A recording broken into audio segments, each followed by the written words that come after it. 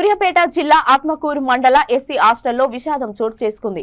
7వ తరగతి చదువుతున్న మెల్లం శ్యామ్ కుమార్ అనే విద్యార్థి అనుమానాస్పద స్థితిలో మృతి చెందాడు. ఉదయం తెల్లవారుజామున 3 గంటల సమయంలో హాస్టల్లో నిద్రిస్తుండగా అస్వస్థతకు గురయ్యాడు. విద్యార్థిని సూర్యాపేట జనరల్ ఆసుపత్రికి తరలించగా మరణించినట్లు బంధువులకు డాక్టర్లు తెలిపారు. విద్యార్థి మరణించడంతో తోటి విద్యార్థులు బంధువులు తీవ్రంగా రోధిస్తున్నారు. పోస్టుమార్టం నిమిత్తం మృతదేహాన్ని సూర్యాపేట ప్రభుత్వ ఆసుపత్రికి తరలించారు. తల్లిదండ్రులను చిన్నతనంలోనే కోల్పోయిన శ్యామ్ కుమార్ మృతికి గల కారణాలు తెలియాల్సి ఉంది. హాస్టల్ నిర్వాహకులే శ్యామ్ మృతికి బాధ్యత వహించాలంటూ బంధువులు ఆరోపిస్తున్నారు. దర్యాప్తు చేపట్టిన పోలీసులు నిజానిజాలు తెలుసుకోవాల్సి ఉంది అని తెలిపారు.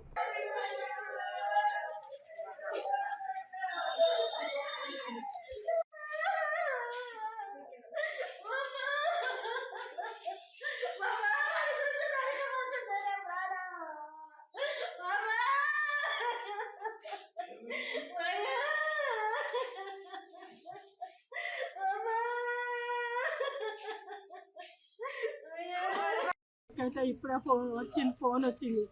ఏమైంది ఏం సంగతి కూడా మాకు చెప్పలేదు. ఇప్పుడే మా చెల్ల కొడుకు చెప్పిండు ఫోన్ చేసి. మేము అందరం ఊరికి వచ్చినాం హాస్పిటల్కి. ఇక మాకేమనేది తెలియదు. ఇప్పుడు మేము ఆ పిల్లగాని తీసుకుపోయి ఆడే తీసుకుపోవాలని చూస్తున్నాం. హాస్టల్లో ఇంతమంది పిల్లలు ఉంటూ మా పిల్లగానికి అయింది. వాళ్ళ తల్లిదండ్రులు కూడా లేరు. మొన్నటిదాకా మా అమ్మనే సాధింది. మా అమ్మనే పెట్టింది. మా అమ్మ కూడా మొన్ననే కాలం చేసింది.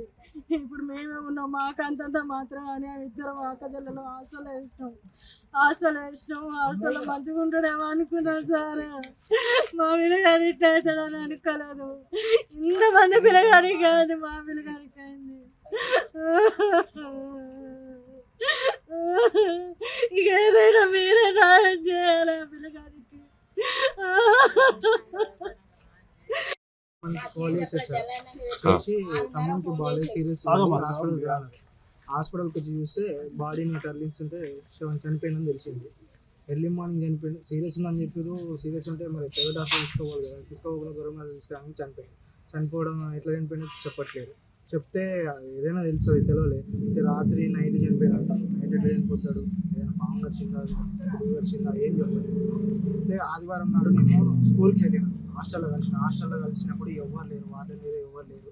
కలిసిన తమ్ముడిని చూసిన, వచ్చిన తమ్ముడు బాగున్నాడు తిన్నాయని తీసుకుపోయి ఇచ్చేసి వచ్చిన సోమవారం నాడు ఫోన్ చేసిండు, మాట్లాడిండు. సరే ఓకే మాట్లాడిన తమ్ముడు బాగున్నాడు, అమ్మతో మాట్లాడి బాగున్నాడు. మంగళవారం నాడు ఫోన్ చేయలేదు. చేయకపోయేసరికి సర్లే చదువుకుంటున్నాడేమో కొద్దిగా స్టడీ అవర్లో కూర్చొని అది ఏమో అనుకున్నాను. సర్లే అని బుధవారం నాడు పొద్దున్నే తీసుకొచ్చి చనిపోయినసరికి ఏం అర్థం కాదు. ఎట్లా చెప్పట్లేరు. ఒకవేళ అదే అర్థం కావట్లేదు. ఎట్లా చనిపోయిందో కూడా అర్థం. హాస్టల్లో ఏం జరిగిందో తినకపోవడం వలన ఏమన్నా జరిగిందా, ఏమన్నా పాము వచ్చిందా ఏం అర్థం కావట్లేదు. టాయిలెట్ నిద్రలో పోయి టాయిలెట్ పోసి వచ్చిందంట. పండుకున్నాడు చనిపోయాడు. అట్లా ఎట్లా చనిపోతాడు? పండుకున్నాడు. ఏదైనా ఉంటేనే కదా చనిపోయేది.